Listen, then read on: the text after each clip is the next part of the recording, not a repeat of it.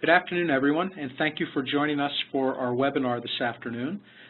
Today, we've got Clint Adams, who's our Director of Technology and Product Engineering, who's going to present on optimized management for iPhones, iPads, and Androids with Exchange, specifically 2000 and 2010.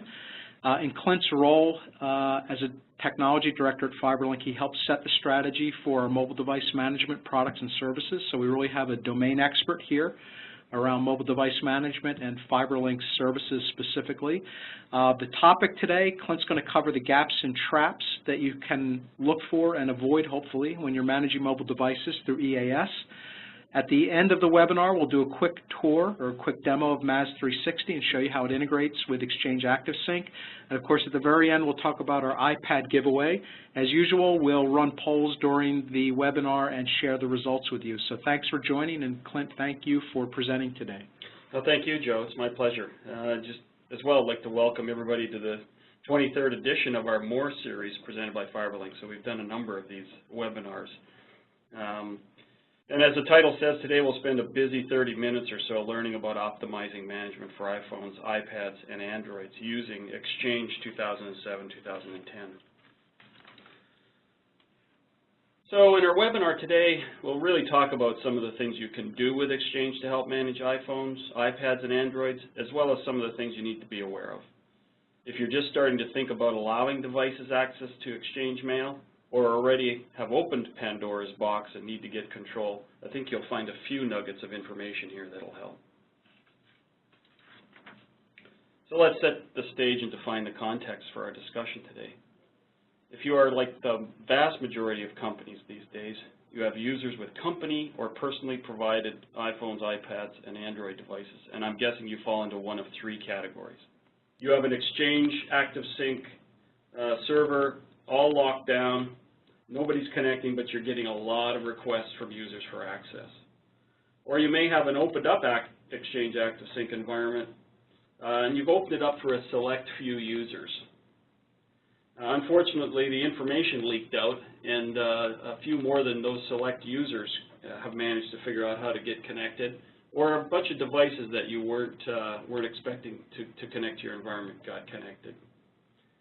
Or you're in the third category, you're cautiously enabling access to Exchange ActiveSync by using mailbox policies.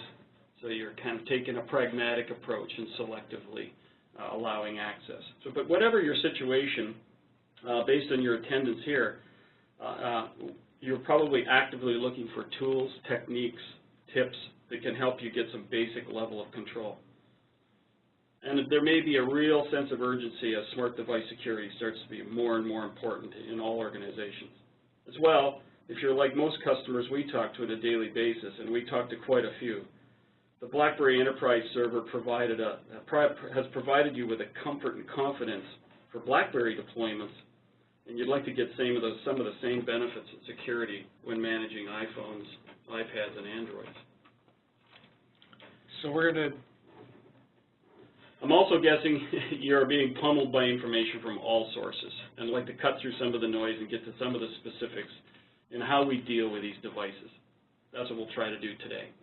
All right, so we're going to open our first poll up right now, and it's pretty simple. We're going to start with how do your users currently connect their mobile devices to your Exchange ActiveSync infrastructure. So this will run for about 30 seconds, and then we'll share the results.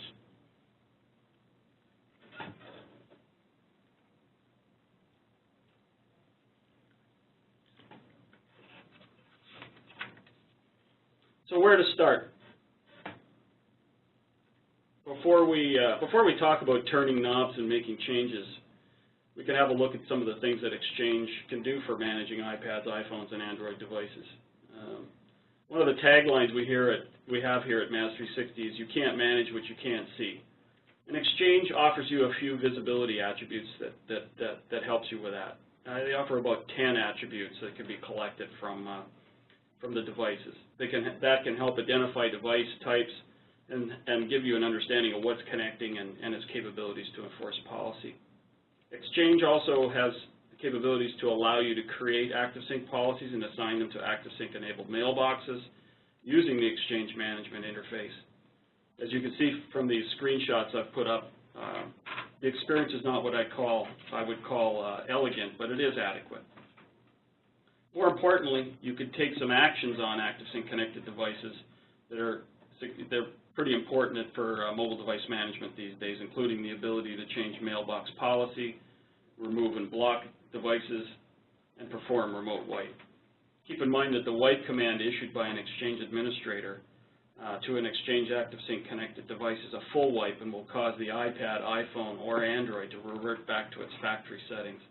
Not necessarily a pleasant user experience, especially if the user has not backed up their personal data. Not completely relevant to this conversation, but maybe worth mentioning is that you can also manage legacy devices like Symbian and Windows Mobile through Exchange if this is a requirement. So, I think you've all got the poll results up. So, what we're seeing is about a little north of 40% have ActiveSync open. So, you know, the follow-on question to that would be, do you really know who in fact is connected to your Exchange infrastructure, and with what, and how secure is that thing? So, exactly. You know, that is, you know, really, you know, the thing you need to get control over. About a third of you have it shut down, and you enable it administratively on the back end, and then about a quarter of you don't allow access at all. Now, interestingly enough, the best practice we talked about a couple of weeks ago on our last webinar, auto-quarantining, is something that nobody here identified as having been used. Interesting. Yeah. That is interesting. Well, let's continue on, and we can kind of discuss some of that further, some of the techniques that are available. So what are the steps if you did want to turn ActiveSync on? And it looks like there's still some people that haven't turned it on. So, you know, and enabling Exchange ActiveSync access to email for iPads, iPhones, and Androids is surprisingly easy, maybe a little bit too easy. This is an area where you might want to put some thought into how you enable access and the ramifications of the different approaches. ActiveSync is actually on by default in Exchange 2007. Having it wide open and on really is the easiest approach, and you'll be really popular with your users. But you really have little control over what connects to your server as far as device type and the number of devices that a user can connect. This may be an area where some thought is required. If you want to be a little more cautious, you can enable access a mailbox at a time. More control equals more work, unfortunately. And also keep in mind, if you're going to do access at the mailbox level, that the user will be able to connect any number of devices and any type of device to the server. So once a mailbox has been enabled for ActiveSync, there's really little control over what that user can connect to it. And I think this comes as a surprise to many. In either case, I recommend that you periodically monitor who is connected and what they've connected to the server. And we'll get to some of the reasons behind that in a second here. So now that you have it turned on, there's a few gaps to be aware of. And you've become very popular with your users, and they think you're really serving the needs of the company. Everybody has access to their email, and everybody's happy. But there's a few things to keep in mind. Again, there's no clean way of getting an idea of connected devices in real time. In fact, this is where you may want to brush up on your PowerShell scripting skills. Other than writing a script, there's no real good way of getting a comprehensive device list. As mentioned before, if you want to provide more granular control over mailbox access, you have to use individual mailbox configuration. I will mention for the 5 or 10% of you that have Exchange 2010, according to industry statistics, the new auto quarantine capability is a big help if you can figure out how to do that. You may want to have a look into that if you're Exchange 2010 shop. As I mentioned earlier, the Exchange remote wipe is all or nothing. Keep in mind that when it comes to comes time to wipe the boss's old 3GS, and now that he has a shiny new iPhone, you better double check and make sure that you have all the data off that device and backed up. It'd be a shame if that precious picture of his beloved and late golden retriever that only existed on his 3GS was wiped out. So I think you get my point there. Again, the Exchange wipe takes it back to factory. in order to get a good handle on reporting and do some of the tasks that are not really easily accomplished in the Exchange UI, you may have to do some script development. We have found in our conversations with customers that they do that, and what we find is a lot of these companies have what I call an Exchange geek in-house, somebody that really knows the ins and outs, can do PowerShell scripting and a number of automation functions around the Exchange server. I'm not sure what happens in the situation where he gets promoted, changes job functions, or gets a new job. Well, one thing that you should also be aware of, if you're doing PowerShell scripting, you're already aware of it, but if you're not, you should be. PowerShell is very tied to the version of Exchange you're running. So there's basically an infrastructure for PowerShell scripts to run against 2007 Exchange 2007, and a different set of infrastructure for running against Exchange 2010, and they're not interchangeable. So it's not quite as easy as you might think to go the PowerShell script route. Right, exactly. And another challenge is trying to figure out which devices are no longer active and getting those devices removed from the Exchange server. So some housekeeping you really need to do. I think people connect devices and then they stop using them, or they disconnect them for some reason. It's kind of hard to understand. Policy assignment, well, is there. It's kind of a device, mailbox by mailbox level, and if you wanted to do something like have a different policy for the C-levels in your company, you'd actually have to figure out which devices they have manually assign that active sync policy to them to keep, and then you would have to keep a lookout for new devices as they came in. So, an organizational aspect of this that's not specifically related to Exchange, but there's no easy way to delegate actions beyond your Exchange administrative team, and we think that that's important to be able to delegate various mobile device management functions to appropriately to the appropriate resource inside your organization. And on the business intelligence front, there's really very little information. I think some of the things that you want to think about as you move through this is that you really need to be able to assign devices and provide attributes that represent the device in an ownership and be able to assign an owner and a department just to be able to track those devices as to who's using what and get some kind of business intelligence capabilities.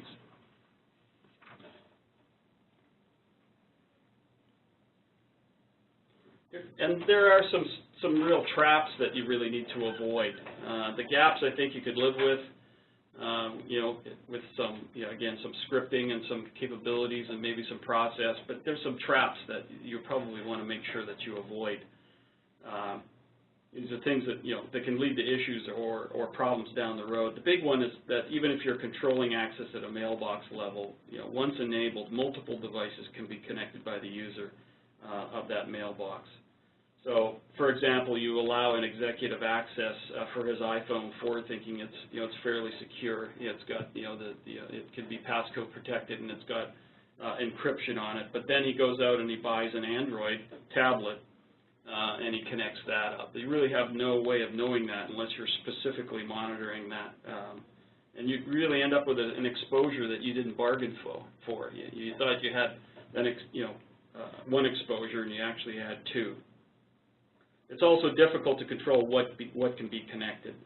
Jailbroken iPhones, rooted Androids, iPhone 3.x devices that don't have robust encryption.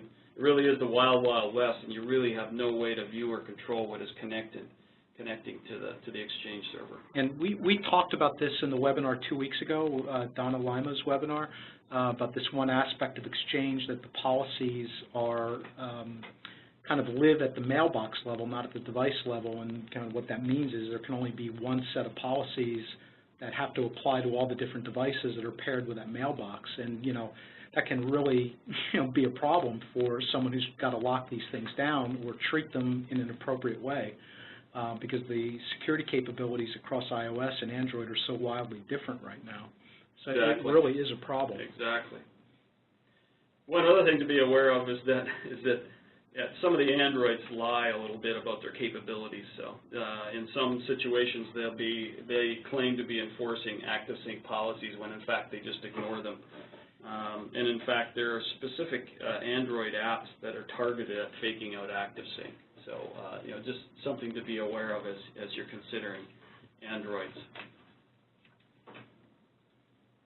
Next, we'll move on to something I call the active sync policy conundrum. And active sync policies were created to leverage the capabilities of Windows Mobile 5 and 6, the recent versions of active sync policies. They really do include a comprehensive set of policies that can achieve very secure mobile device posture. The issue is that Apple and Google have implemented a small subset of active sync policy capabilities. It's really only best effort and basically the minimum required to even be considered for enterprise adoption. There are some critical gaps, really, in the active sync policies, including the ability to apply device and application restrictions and any ability to configure device over the air with respect to profiles and configuration. Active sync policies cover the basics, the important basics, mind you, but again, don't have a lot of capabilities for deep management. One thing I would encourage you to do after the webinar today is go to our Master Center. We provided a couple of links on there that really provide a very detailed view of the various Exchange platform versions on one axis and device type and version on the other axis, and it really calls out very clearly and concisely what's supported on what versions. So I think I would encourage you to go have a look at that. We're going to run our second poll now, and we're assuming that most of the folks on the webinar today are Exchange administrators, and there was actually quite a bit of interest in the webinar, so we're happy about that. So what we're asking right now really is what types of administrative features that you can't perform today through Exchange when trying to manage mobile devices would you like to see? So it's really kind of more of a wish list of what are the things that really bother you about trying to manage mobile devices using Exchange. So we're going to let this one run a little bit longer. Vote once, vote often. I think you can check as many of the features as you want there. And what we're interested in seeing is what do the folks who have to do this for a living every day really wish they had that they don't have. So it's going to be fun to see what that comes back with. Just a couple more points on the active sync policies, and kind of just to demonstrate some of the things that you need to think about. And here's a list of supported Exchange active sync policies. As you can see, the support varies greatly depending on the device and version of the software on the device. For example, if you're able to enforce a password on iPads, iPhones, and Androids, including password strength and inactivity time before the device locks. And then with Exchange 2000 and 2007 and 2010, you're able to do more complex password policy settings, including password expiration, password history. But given that that's only on the iPhone and iPad and Android 2.2 and 3.0. So Android's catching up, but again, it's only since 2.2 that they allow you to enforce things like password expiration and history and some of the more comprehensive password management capabilities. You can also disallow the use of the camera through active sync policies on the iPad and the iPhone, but not the Android. As well, you can require encryption before allowing the device connect to the Exchange server. That works well in the iPad and iPhone devices. Android's a little, it's a little fragmented. Again, some Androids don't really tell the whole truth and nothing but the truth as to whether or not they support encryption. Android 3.0 is making, improvements to that, and subsequently, might close that gap. And again, I'd encourage you to go to the Master Center and view that information that we've provided. We did a webinar, I guess it was maybe about a month ago, completely on Android fragmentation and what you can do to deal with it. So there's some good information there, and of course we talked for a few minutes about the announcement Motorola made at Mobile World Congress that week regarding their 3LM acquisition and their initiative to kind of build a security framework on top of Android that, hopefully, they'll get a number of device manufacturers to adopt. We'll see. Time will tell. But, if that could happen, I think it would get, to some degree, you would get the kind of consistency to some degree that you currently have with iOS, right? Yeah, but it further plays into the whole fragmentation fear. So now, which devices can I support that on? Which platforms support that? Right. Will my active sync policy support that? Probably not. So, it is interesting. But. So hopefully you've all seen the poll results, and frankly, I'm not that surprised. So most of the things that you wish you had were real-time dashboards and reports, which, I agree for, going in and, having to right-click on this and submenu that and scroll through a window that's not as big as it ought to be before you can actually get to some information is not a very good experience, and obviously a lot of you felt that pain because you would have, that's one of the features you'd like. I'm not surprised with Audit Trail, right? Lots of folks have compliance issues, and they've got to make sure they can prove that actions were or weren't taken on devices. And then asset tracking, not surprised at all about that either. So the top three there, those three clearly stand out above the rest in terms of what you'd like to see. So thanks for your feedback. Great. And so given that, let's talk about some of the things that you might consider that you need, beyond what Exchange can provide. We've covered what the native Exchange Server tools can offer to manage iPads, iPhones, and Androids. And we've talked about some of the gaps and traps. For some, this may be fine. For others, there may be really a need to supplement these capabilities. So let's talk about some things to consider as you try to decide whether or not to stay with the Exchange tools or look for that additional capability that you might need. One of the things that we keep going back to is this visibility to devices that are connecting. We think it's really important to be able to block a device before it connects so that the administrator has an opportunity to enumerate that device and decide whether it's appropriate. And that really requires a device-level auto-quarantine capability that really, it does not exist at all in Exchange 2007, although, again, for the few of you that have Exchange 2010, there may be an opportunity to leverage the built-in quarantine facility. You may also need better device data and asset information and really more consistent and reliable device data to make better decisions on what is accessing your corporate data. Do you want Android 1.6 devices connecting? Do you want rooted Android devices connecting? You really need to be able to track devices based on, you also may need to track devices based on, department and ownership profiles. Is the device, is it corporate liable? Is it personal liable? What's the device profile? What carrier is it using? Exactly. Yeah. There's a lot of these are really life cycle activities that the Exchange environment really doesn't offer you. The life cycle management workflows that just aren't there, and the data to support them. If you're really embracing personal devices, an important capability is the need to selectively wipe devices. It may be also useful to simply send a lock command to the device to secure it while your user looks for it between the cushions of their sofa. What are your options in an Exchange are to wipe it? Right. A more comprehensive solution would give you the ability to lock it and give the user time to find it, or to send a passcode reset if the user's forgotten their devices. Things like that make a more granular, more comprehensive capability to keep your users happy and lock down those personal devices. The other useful action is really the ability to locate the device that's lost or stolen. Another aspect that you may think about as you go through your decision process is the ability to delegate all this to various functions in your organization. Do you allow your help desk staff access to your Exchange Server environment? Yeah, probably not. You may want the ability to allow your help desk personnel to send a lock, maybe passcode reset, but then you may decide that only level 2 support staff can send a wipe command.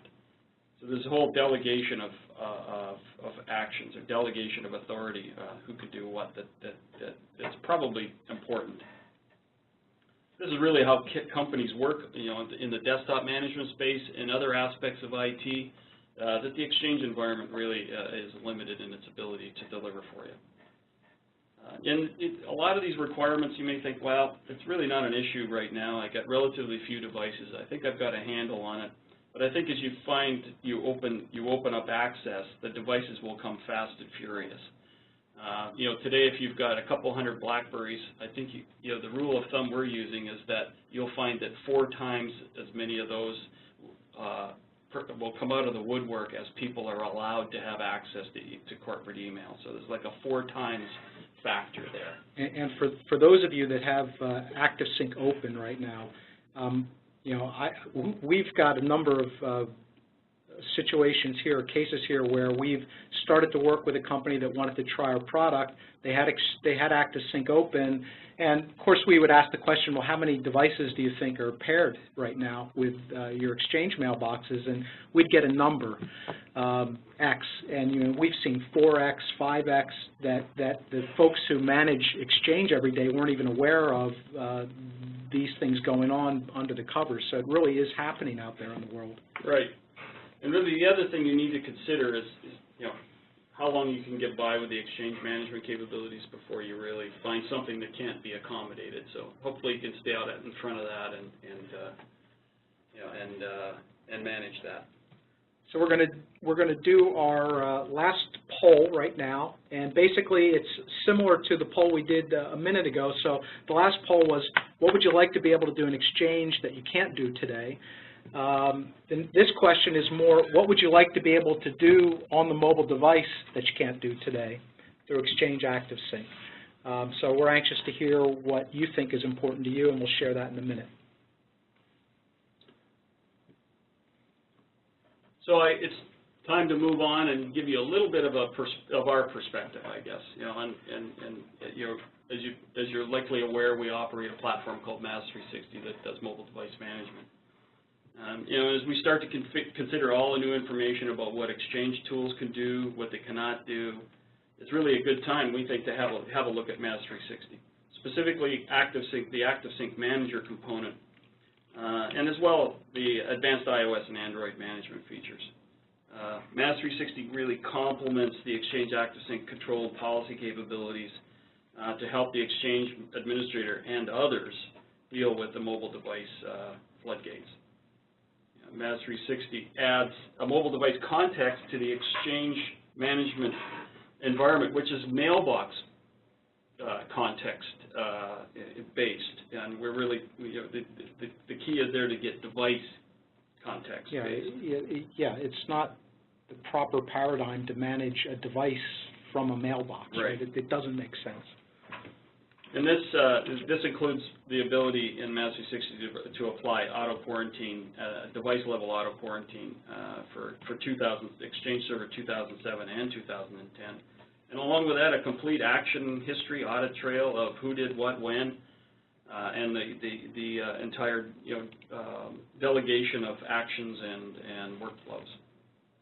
So, but just to be clear, Mass360 does not replace ActiveSync. You don't need to stop using ActiveSync. You don't need to change anything with the way you use ActiveSync today. It's really a complementary strategy. And Mass360 also fully supports iOS 4 and Android 2.2+ by leveraging the mobile device management APIs in the respective platforms. So a comprehensive mobile device management solution for iOS 4 and Android devices.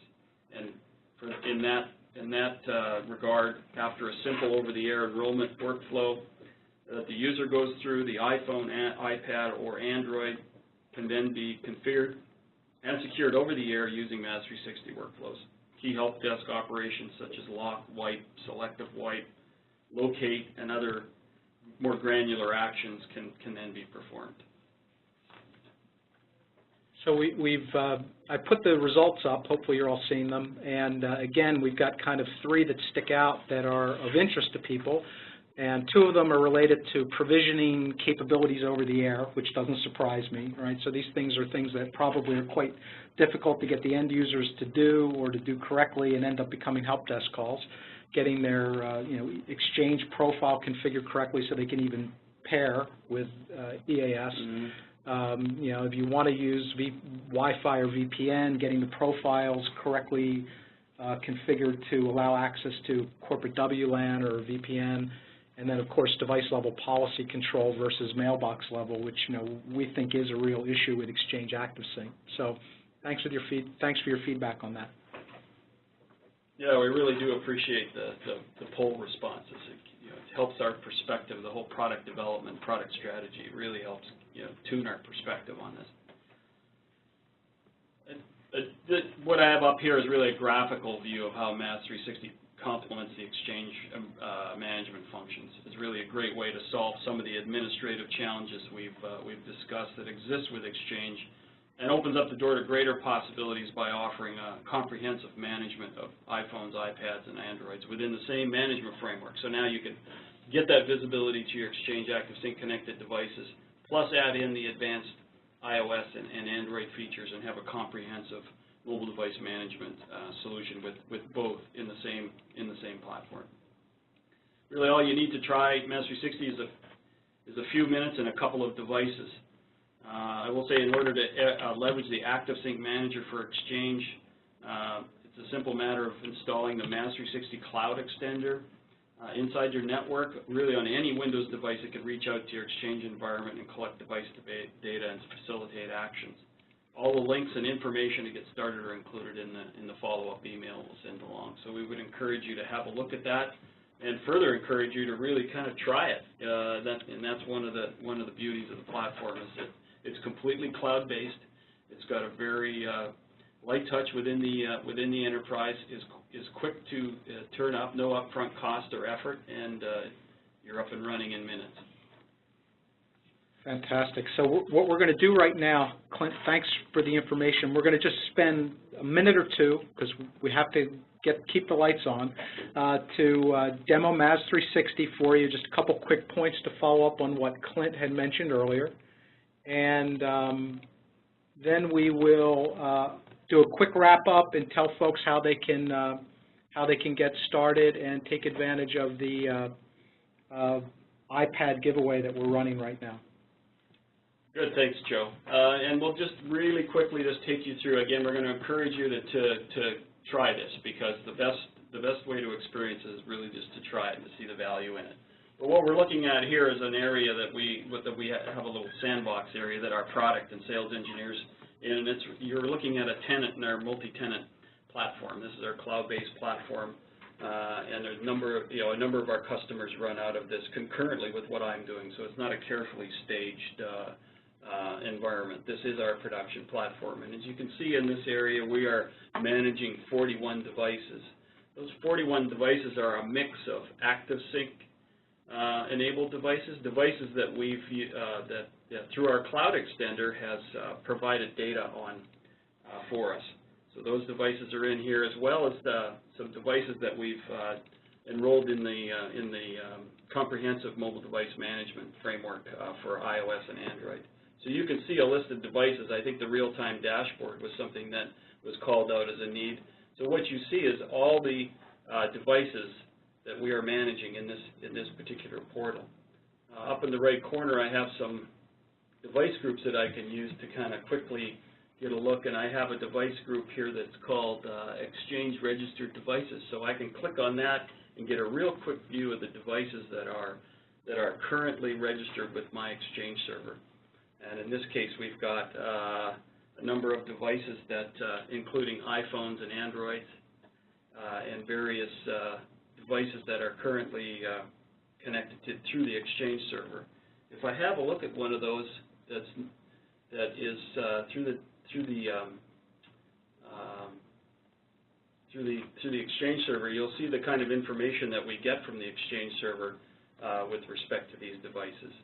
So you can see that this device, again, is telling us it's through Exchange ActiveSync, and I can see some attributes. This is the 10 or so attributes I was talking about that ActiveSync returns. Some very basic information about the device. Basically, I can tell it's an iPhone. I can tell the model. It's an iPhone. It's not an iPad. So some very basic information. I can also tell here that it's quarantined. So this particular area has the auto quarantine turned on, and this device has tried to connect, and it's in a quarantine state. So you can see some of the actions I could take on that device through the ActiveSync integration, through the Exchange integration. I can approve the device for Exchange access. I can block it. I can wipe it, again, the full wipe, and I can change ActiveSync policy. And again, we support the complete set of ActiveSync policies that can be managed within the platform. So now if I go back and I have a quick look at another device that's in here that has, that's been allowed to talk to the Exchange server and has enrolled in the full management environment, and I'll just have a quick, just go to View All Devices and have a look for a device that has been fully enrolled, and we can see the difference between what's available from Exchange ActiveSync and what's available when it's fully enrolled in the full granular iOS MDM4 program.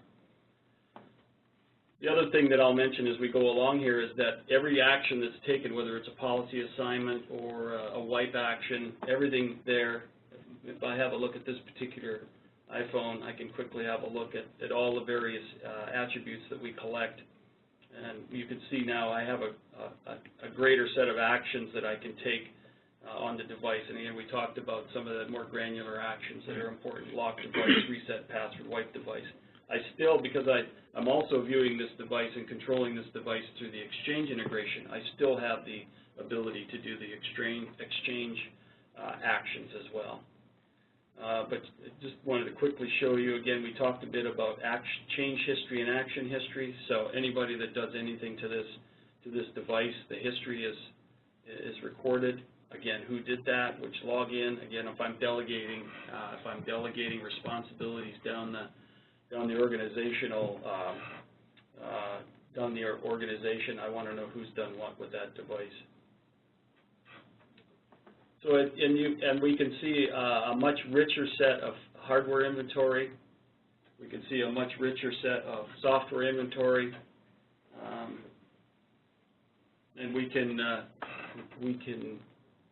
look at something into the software inventory, so then we can see whether something like Dropbox is installed. If we have a concern about Dropbox, I can also see the networks, the location. See the networks, yeah, see the various network information, location information. And it's very much the same for Android once the Android product is fully enrolled. And just to reiterate on the auto quarantine workflow. So if you wanted to get a handle on your Exchange environment, this is kind of the first screen we would direct you to after installing the Cloud Extender. So we would recommend turning on auto quarantine of all new devices. You could put an email address in. That email address will be notified, as will the user, when they try to connect. Then I could have a quick search here for quarantine devices in the upper left here. So I can quickly go to quarantined. I could look for the quarantine device, take them through the workflow to approve. I can review the device in fact, there's an Android in here. I'll maybe have a quick look at that. There's an Android. Somebody's just tried to connect this. It's sitting in quarantine mode. I can have a look at that Android and try to make a decision as to whether or not I want to allow it. You can see that I don't get a lot of really useful information from that Android from ActiveSync. Matter of fact, the OS returns an error. Yeah, so that's the thing, is we get kind of unreliable information from the Android, the ActiveSync implementations. So it's important, I think, to review that. You may want to contact the user. That particular device happens to be a Motorola Atrix. Then you can decide whether or not that device should be on your system. But then we would also recommend that you have a look. I'll do a quick search for that device. It is also enrolled in the Android mobile device management with our market application. If you go to the Android market and search on MAS 360, you'll see our application. and you'll see the kinds of information that can be reported on from when the device has been enrolled in the full solution. So now I get a very clean record, and again, more granular controls on what I can do with that device. I can locate the device, send a message, lock it. I get pretty granular software installed, security and compliance reporting, various, so considerably more information that I'm able to get from the Exchange server. As well, across all the platforms, the ability to manage policy sets, including iOS and Android, and so again, we talked about the various policy environments. So if we have a look at Exchange ActiveSync, and we can look at the policies that are available to be within ActiveSync. There are 39 policies that are available to be manipulated, and we manipulate all those. Like for example, in the passcode thing. But as we mentioned, not all of these are supported by all the devices. So this is where I would really recommend that you go have a look at the master site, get more information. I encourage you to really kind of go to our links and have a look at trialing the software. Thanks, Clint, for the quick tour. Could you just jump back to the last slide you've got in your deck? Okay. So we'll do the quick wrap-up now. As Clint mentioned, we've got some information up on the Master Center that will help you get a little bit more information about policy support across the different versions of Exchange and across the different devices that are out there that claim to be ActiveSync manageable, because that term means whatever it means to whoever implemented it, and you can't really count on a lot of consistency. I think Microsoft Mobile is really the only one that did a full client implementation as far as I'm aware of. In a few minutes, you'll be getting an email that will have a link to today's webinar, the slides, the information Clint mentioned a minute ago about the lists of things. And when we end the event here, because I know everybody's here to hear about the iPad giveaway, when we end the event here, your browser is going to automatically redirect to a landing page that will give you an opportunity to sign up and try our MAS 360 for ActiveSync product. So obviously, we'd like you to do that. It's quick. It's easy. Generally, you can be up and running in 30 minutes, so it's really quite good.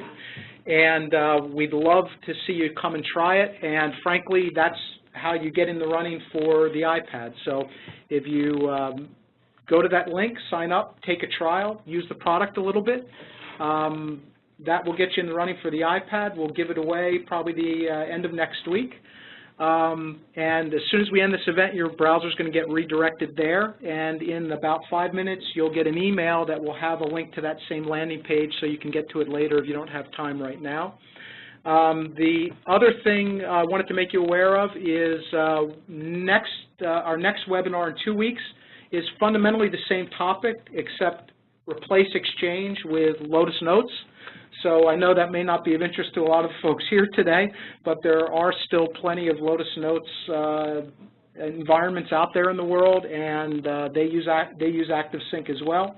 And so we want to make sure that those folks aren't left in the lurch, and we're going to have a webinar specifically on best practices for managing mobile devices through Lotus Notes. Wanted to thank everyone for attending. If you've sent in questions, we will get back to you on all those. Give us a day or two to get back to those. And again, if you get a chance to try MAS 360, sign up for the free trial. We think you're going to like it, and it's fast and it's free, and you might win an iPod. So give it a shot. Thanks again for joining today. Hope you found it useful, and we appreciate the opportunity to talk with you. Thanks again. See you in 2 weeks. Thank you.